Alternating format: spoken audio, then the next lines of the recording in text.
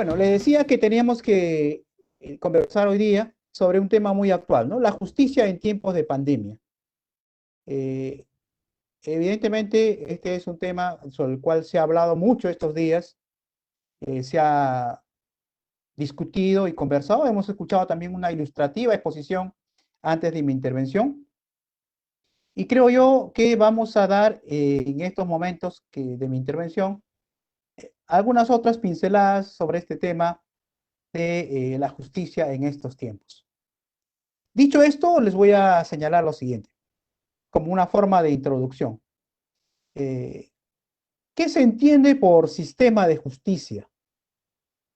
¿Cómo podemos entender esta frase? Y es que en realidad el sistema de justicia va más allá del concepto simple que tenemos de poder judicial, ministerio público y otras instituciones relacionadas como la policía. El sistema de justicia es un conjunto de actores que directa o indirectamente tienen relación con el tema de la justicia en el país. Así, un sistema de justicia comprende elementos ejecutores de cumplimiento de normas públicas, elementos de administración de la justicia, también hay elementos de dirección y legislación. Entonces, la justicia es todo un sistema, el cual se encuentra respaldado por normas jurídicas, que evidentemente emanan de la Carta Fundamental del Estado. Ahora bien, cuando este sistema encuentra algunos tropiezos o circunstancias muy especiales, eh, es obvio que el sistema presenta fisuras y lo que se conoce como, entre comillas, administración de justicia, también presenta algunas dificultades. Eso para dejar en claro esta primera parte de la introducción de nuestra intervención. Pero, ¿qué es lo que ha sucedido este año en realidad? ¿Qué ha pasado eh, que nos ha motivado que hablemos bastante del tema de la justicia y el tema de la pandemia?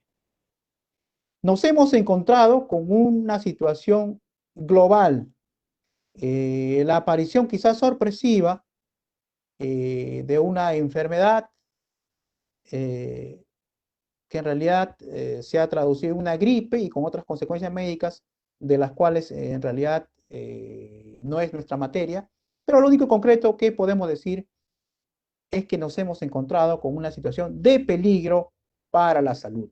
Eso es lo esencial y lo jurídico. Y el impacto de este evento ha sido mundial.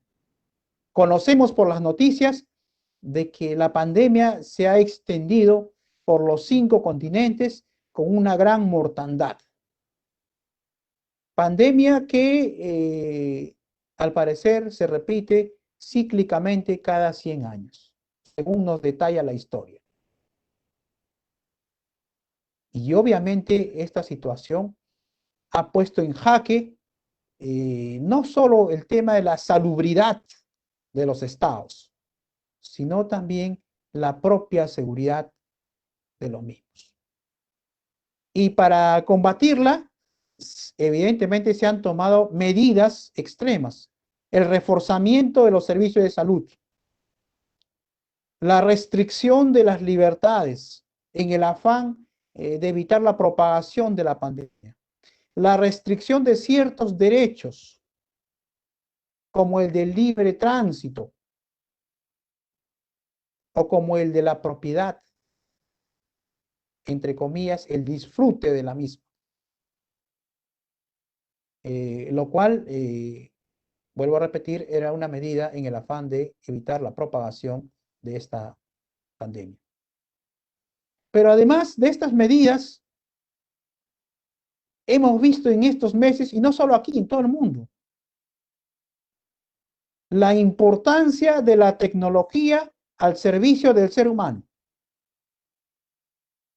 A la par que los servicios de salud, los servicios tecnológicos sea estatales o privados, y de información han cobrado vital importancia.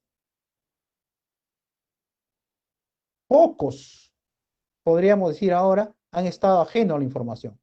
Casi todos hemos tenido necesidad de informarnos, de conocer, de saber qué está pasando. Nuestra preocupación tiene que ver con un tema vital, es decir, eh, saber un poco más de esta enfermedad y de sus consecuencias. Entonces, la tecnología ha cobrado muchísima importancia. No solo en la forma como nos comunicamos, sino también cómo nos informamos. Y alguien me dirá, ¿qué tiene que ver el derecho con estos temas? Yo sé que el derecho es un conjunto de principios y normas y no entiendo qué tiene que ver con el COVID-19 y la pandemia a nivel mundial. Sí tiene vinculación, porque como dije momentos antes, la pandemia ha originado que en este afán, inclusive de preocupación y desesperación de buscar una solución al tema, se han adoptado algunas medidas que tienen relación con nuestros derechos como personas. Y entendido esto como la restricción de ciertos derechos. La pregunta es, lo seguido, si el sistema de justicia estaba preparado para actuar en estas situaciones especiales. Algunos me dirán, pues claro que no, porque esto fue sorpresivo. Esta respuesta es una verdad a medias. En ciertos países el sistema judicial quizás se encuentra tecnológicamente más adelantado que en nuestros países de estas latitudes. Y quizás el sistema judicial se encontró medianamente preparado para afrontar situaciones que aparecen luego de medidas tan extremas como las que venimos hablando. Pero en general, la declaración de emergencia, que en el Perú se dio a partir de la quincena de marzo del presente año, puso en jaque a todo el sistema administrativo del Estado. Salvo el de salud y de seguridad, la paralización fue casi total. Y el sistema judicial también se vio afectado. A esta sorpresa inicial por la paralización y la pregunta del qué hacer, se comenzaron a buscar soluciones a los pocos días en el entendido de que el sistema, además de que no debe parar, debe brindar alguna mínima atención al ciudadano. Y eso tiene que ver con las políticas estatales respecto al sistema de justicia. Cierto es que la actividad investigativa del Ministerio Público no se ha detenido, sobre todo en caso de los delitos flagrantes o los delitos de inmediata comisión. Pero qué duda cabe también que esta parálisis, y es justo reconocerlo, afectó por lo menos en un 70% el funcionamiento de los entes judiciales y todo lo relacionado al sistema de justicia. Porque el sistema de justicia no solamente es el tema penal, es el tema civil, el tema laboral, de familia, menores infractores, lo que evidentemente entró en parálisis a raíz de esta situación. Y entonces las políticas del Estado en el sistema de justicia tienen que ver, en primer lugar, con, en estos meses, una reactivación del aparato y el sistema judicial, a fin de medianamente lograr que éste se conecte con su misión esencial. Y esta conexión tiene que ver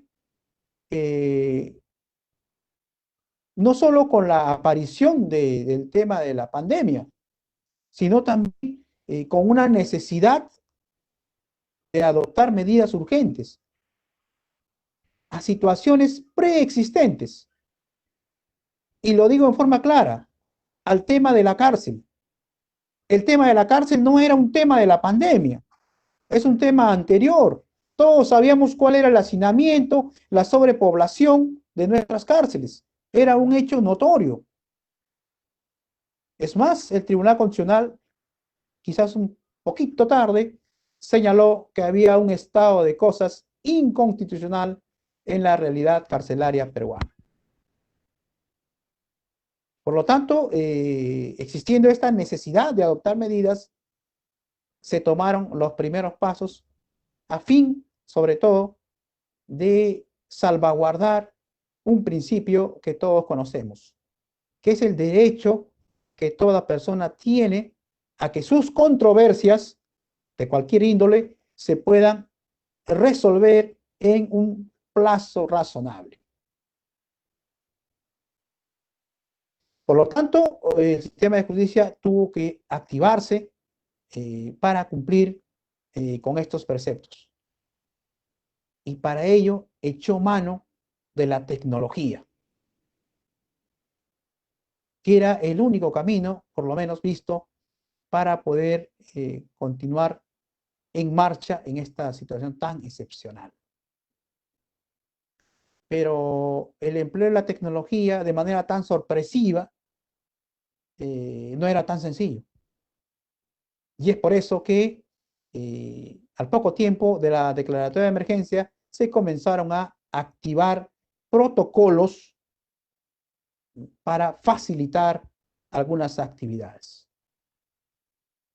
Así como teníamos un protocolo para obtener los pases laborales, el sistema de justicia también activó ciertos protocolos de higiene y salubridad y de realización de actuaciones judiciales. Y estos protocolos tienen que ver esencialmente con la actividad propia, ya centrándonos y haciendo ya un cerco del Poder Judicial y del Ministerio Público. El empleo de la tecnología tuvo que ver esencialmente con el ingreso de la virtualidad al sistema de las audiencias en nuestro país.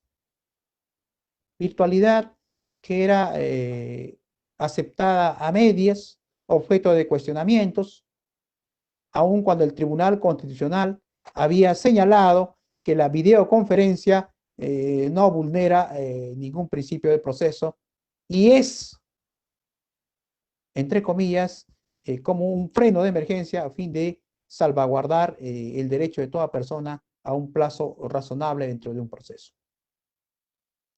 Esto por parte del Poder Judicial. Por parte del Ministerio Público, el otro ente relacionado, es evidente que la situación estaba un poco más difícil. No existían actuaciones por videoconferencia,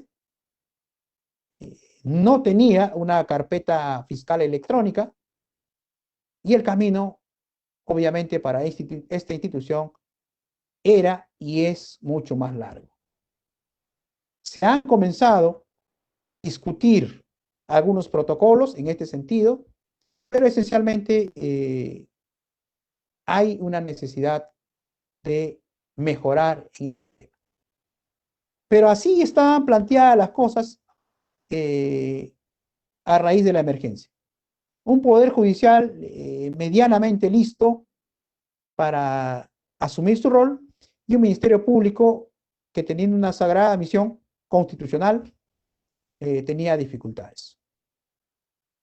Y entonces la pregunta que se cae de madura es, ¿cuál es el rol de la justicia en tiempos de pandemia?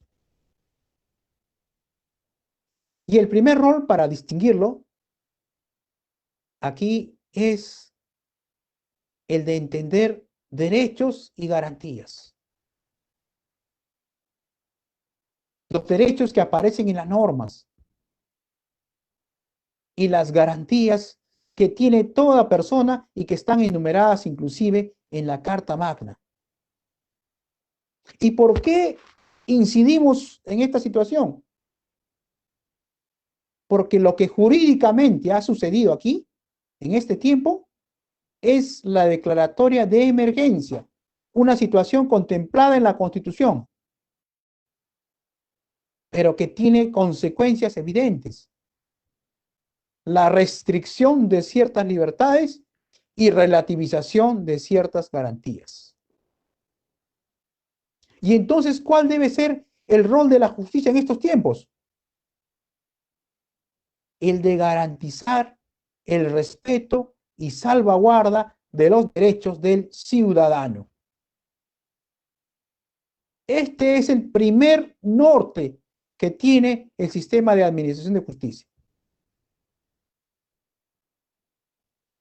A reglón seguido viene el de la ponderación de la libertad individual versus el interés de la sociedad. ¿Por qué se debe preferir el interés de la sociedad frente al derecho de la libertad de una persona en singular? Y esto tiene que ver con las medidas de confinamiento adoptadas. Es obvio que ante una situación sanitaria donde el contagio no está determinado, se dijo en primer lugar que eran por los objetos, por el aire, por el estornudo. Era evidente que una medida de confinamiento tenía como objeto evitar la propagación de las enfermedades. Que restringía el derecho de toda persona a movilizarse libremente, inclusive en horas de la noche o los días domingos, eso es cierto. Pero había medidas que adoptarse ante una situación tan especial y delicada. Luego de ello, lo que venimos diciendo, el evitar la afectación, en el caso de los procesos, del denominado plazo razonable. Y aquí debemos señalar que en aras de cumplir con ese propósito, se implementaron ciertos mecanismos. Y nos hemos convencido en estos meses, quienes de una u otra manera estamos ligados al sistema, que la virtualidad en el sistema de administración de justicia ha llegado para quedarse. El avance tecnológico no es tan sencillo ahora contenerlo. Nos hemos dado cuenta que necesitamos de la tecnología para muchas de nuestras actividades. El correo electrónico, por ejemplo, ha cobrado capital importancia. Si aquí estamos hablando, es por la videollamada o la videoconferencia, la cual viene siendo aplicada también en el sistema judicial, como ya les dije, en las audiencias y otros actos de importancia en el sistema fiscal, por ejemplo. Por lo tanto, el rol de la justicia también tiene que ver con el acceso y garantías a todo ciudadano para que sus procesos puedan tramitarse razonablemente. Ahora bien, toda esta actividad debe ser enmarcada dentro de un contexto. Y para ello queremos referirnos a la resolución 0120 de la Comisión Interamericana de Derechos Humanos, que recomendó a los países de la región que dentro del marco de los procesos judiciales, evidentemente tomen en cuenta el garantizar y proteger los derechos humanos.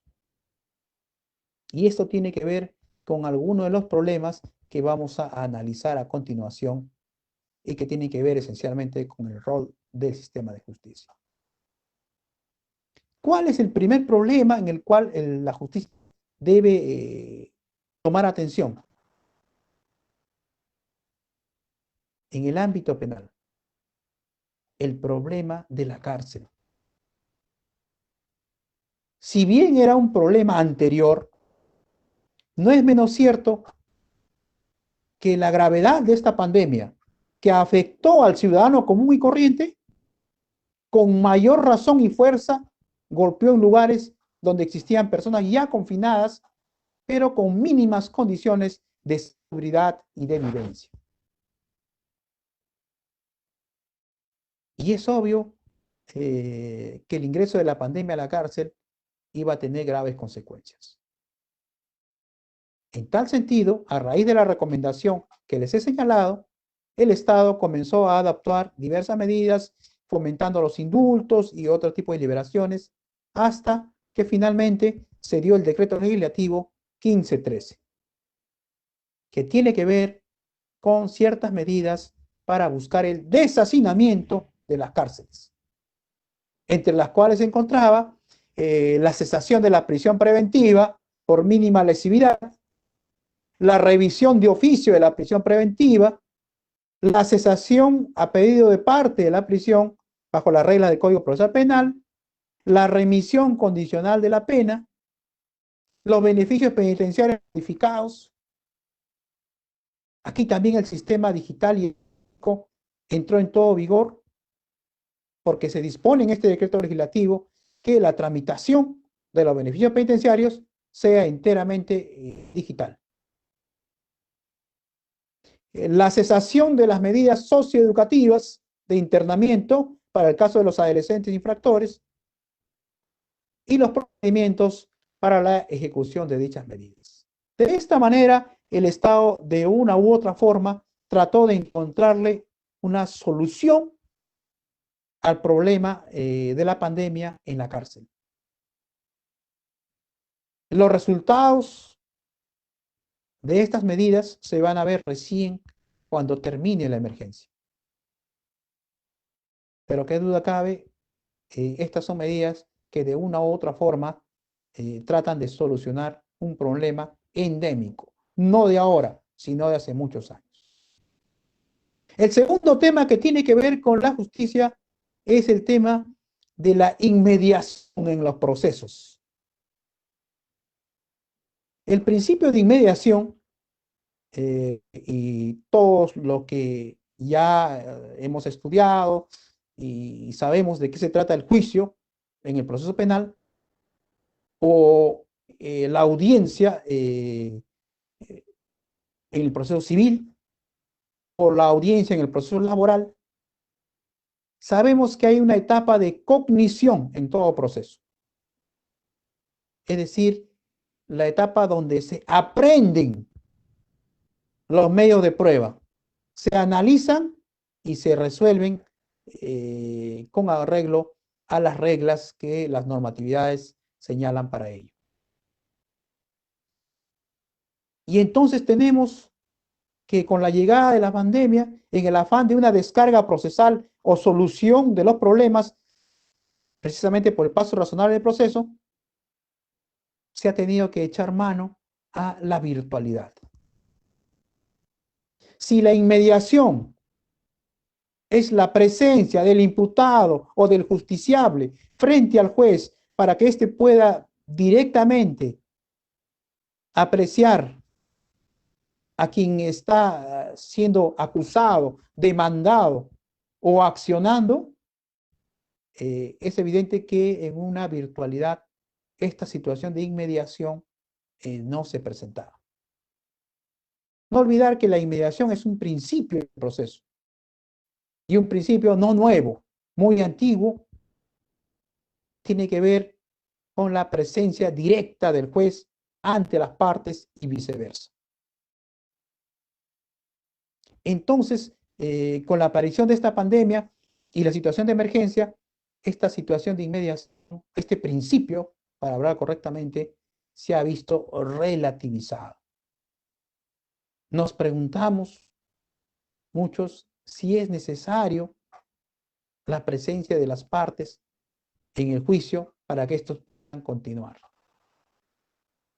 Y nos respondemos inmediatamente, pero si estamos en época de pandemia, ¿cómo va a haber presencia de las personas en el proceso? Y eso es lo que se ha buscado solucionar. La jurisprudencia y la actividad nos dirán si realmente las audiencias virtuales van a ser un soporte adecuado, no solamente para situaciones como la de ahora, sino para futuras. Y si el principio de inmediación va a sufrir algunos cambios conceptuales. El otro tema que tiene que ver también con la inmediación, claro, de manera indirecta, es la digitalización de los procesos.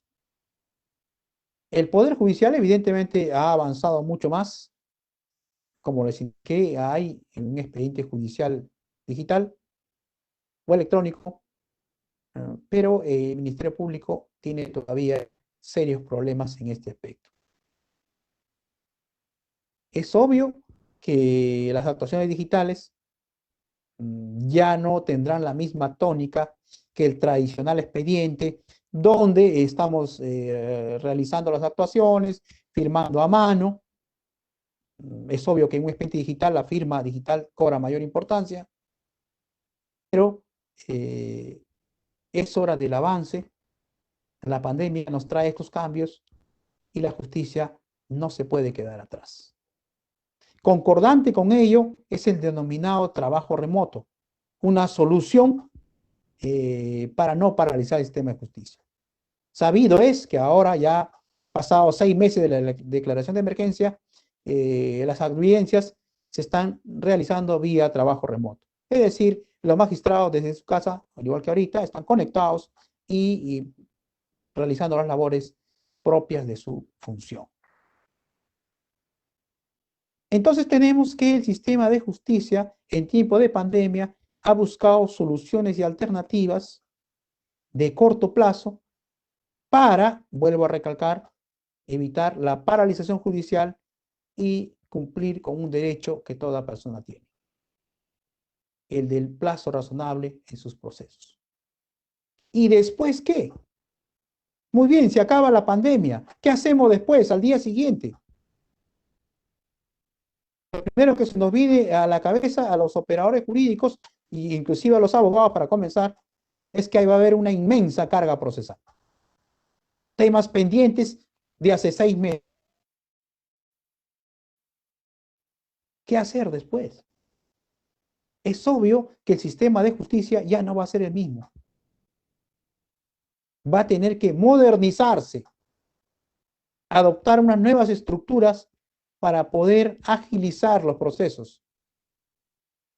Y obviamente estas, entre comillas, nuevas estructuras van a traer cambios. La tecnología va a seguir ocupando y ocupará cada vez más segmentos importantes en la actividad judicial. El papel de los abogados va a tener que ver mucho con su adaptación a los cambios. Y digo esto porque ahora muchos lo vienen sufriendo. La presentación de escritos digitalmente, la utilización de mesas de parte electrónica, la comunicación vía videoconferencia con el cliente. Evidentemente viene ocasionando muchos cambios a los cuales hay que adaptarse si queremos estar al ritmo de una administración de justicia que se va a ir modificando. Pero además de ello, este cambio tiene que ver también con la actividad propia del juez,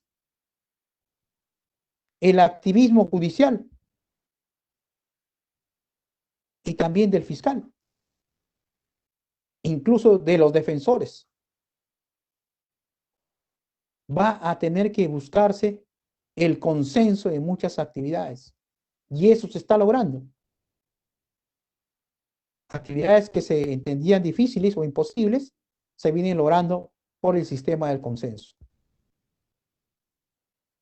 El tiempo es oro y hay que utilizarlo sabiamente.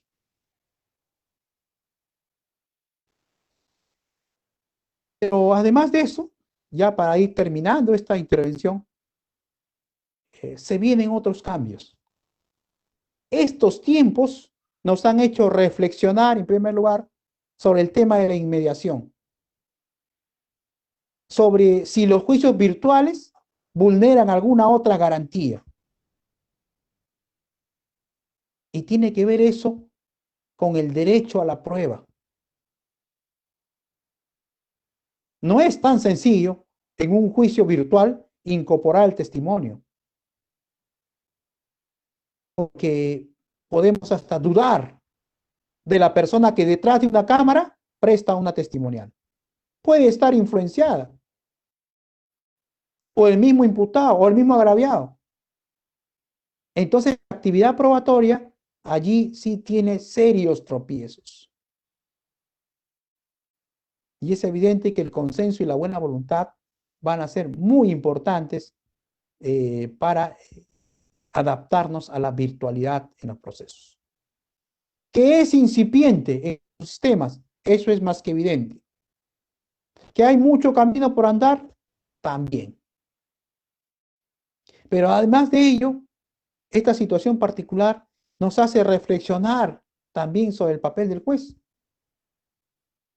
Y si quizás sea necesario ahora ya, en el siglo XXI, en nuestros sistemas procesales, la instauración, por ejemplo, del sistema de jurado.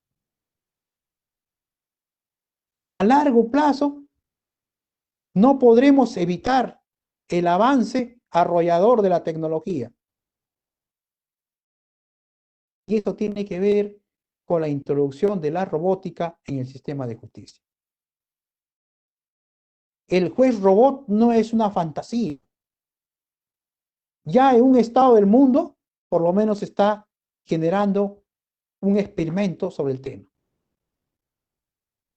Lo que les quiero decir es que esta dificultad, esta emergencia ha abierto nuevas oportunidades. No le tengamos miedo al cambio. El sistema de justicia ya no será el mismo, pero requerirá de parte nuestra, abogados, estudiantes y todos los que estemos relacionados con el sistema de justicia, no solo capacitación, sino también una voluntad de adaptarnos a los cambios. Muchas gracias y espero que estos minutos hayan servido.